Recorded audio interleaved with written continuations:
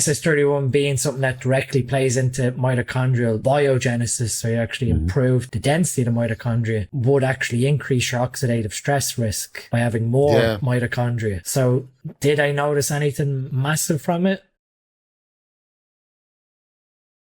SS31. Now, I did some research on that. Also helps with mitochondrial efficiency and biogenesis, but it's significantly more expensive and you need to run a reasonably high dose.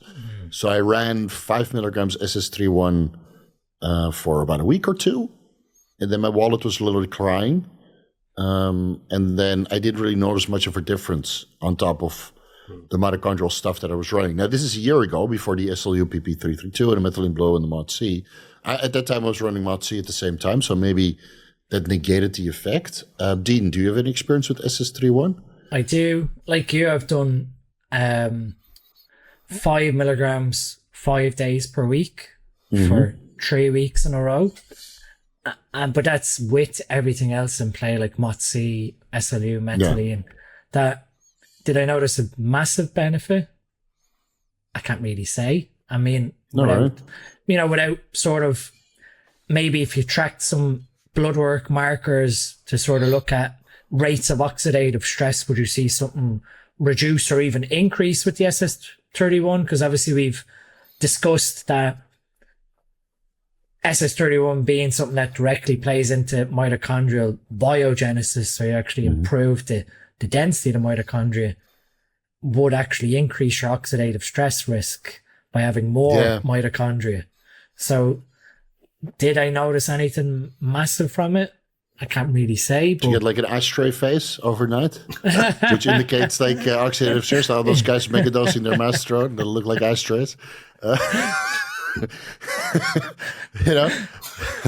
of course, if you're running like injectable glutathione and methylene blue, then you kind of mitigate the oxidative stress.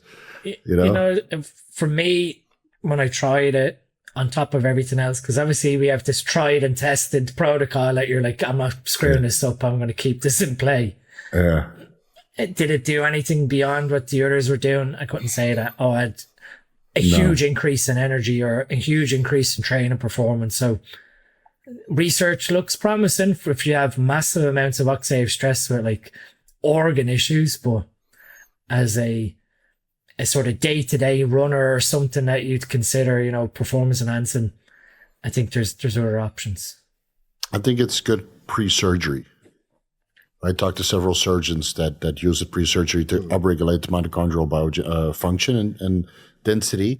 So in clients with low mitochondria, this seems to be the one that raises the mitochondrial function quite dramatically over the course of a week.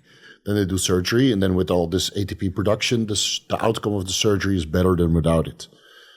And that's extensive surgery with stem cells and transfusions and bone marrow and all that shit. So I think it has some practical applications there. But what you see with methylene blue, you add that in and you notice an immediate effect. Same with SLU, it takes a couple of days, but after a week of continuous use, you notice like, my energy levels are better and my fat loss is improving and my my performance is improving. And same with MOD-C, and it's almost immediate. But with the SS31, I didn't notice any dramatic effect. Not on day 1, not on day 14.